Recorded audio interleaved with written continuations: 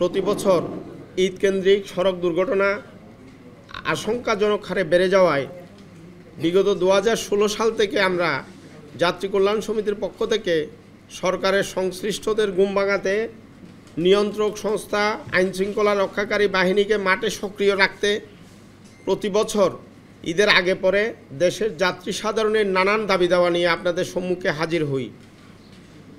এবারও সদ্য বিদায়ী ঈদযাত্রায় সড়ক দুর্ঘটনা প্রতিবেদন নিয়ে আপনাদের সম্মুখে হাজির হলাম।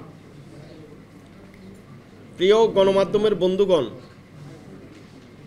বিগত সরকারের সময়ে ঈদের আগে পরে সড়ক মন্ত্রণালয়, রেলপথ মন্ত্রণালয়, নৌ পরিবহন মন্ত্রণালয়, বিআরটিএ, বিআইডব্লিউটিএ, পুলিশ ও আইনশৃঙ্খলা রক্ষাকারী বাহিনীর বিভিন্ন সংস্থা ঈদ ব্যবস্থাপনায় যেসব আলোচনা ও সিদ্ধান্ত হতো তার অধিকাংশই মাঠ পর্যায়ে প্রতিফলন দেখা যেত না। সভাগুলোতে পরিবহন মালিক ও শ্রমিক সংগঠনের প্রতিনিধিত্ব থাকলেও যাত্রী এবং নাগরিক সমাজের সমস্যা তুলে ধরার মতো কোনো প্রতিনিধিকে কথা বলার সুযোগ দিতেন না।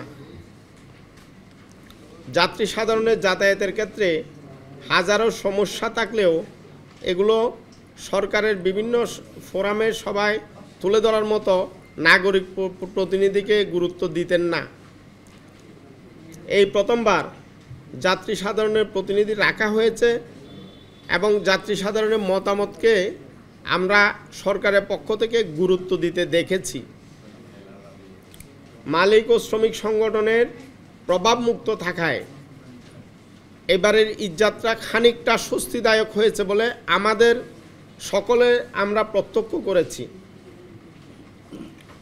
এই প্রথমবার আমরা দেখেছি ভোক্তা অধিকার সংরক্ষণ অধিদপ্তর, বিআরটিএ, বাংলাদেশ সেনাবাহিনী, পুলিশ সহ বিভিন্ন গোয়েন্দা সংস্থা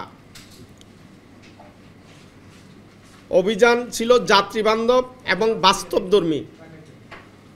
অতীতের লোক দেখানো অভিযান থেকে বেরিয়ে আসার জন্য সরকারের এইসব সংস্থাকে আমরা ধন্যবাদ এবং কৃতজ্ঞতা জানাচ্ছি।